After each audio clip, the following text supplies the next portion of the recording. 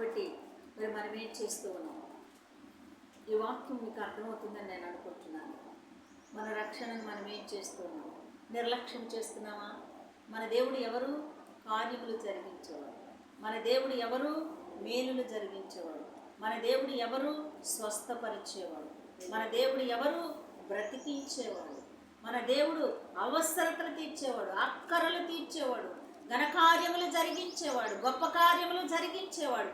నీవు, నేను, మన కుటుంబములు, మన బిడ్డలు, మన భర్తలు సమస్తము సజీవముగా జీవిస్తున్నామంటే దీని అంతటికి కేవలం ఎవరిది కృప?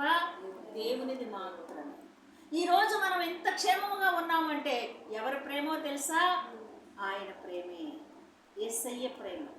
ఆయన ప్రేమిస్తున్నాడు కాబట్టే నీవు, నీ భర్త, నీ బిడ్డలు, నీ కుటుంబము క్షేమముగా జీవిస్తున్నావు. హల్లెలూయా.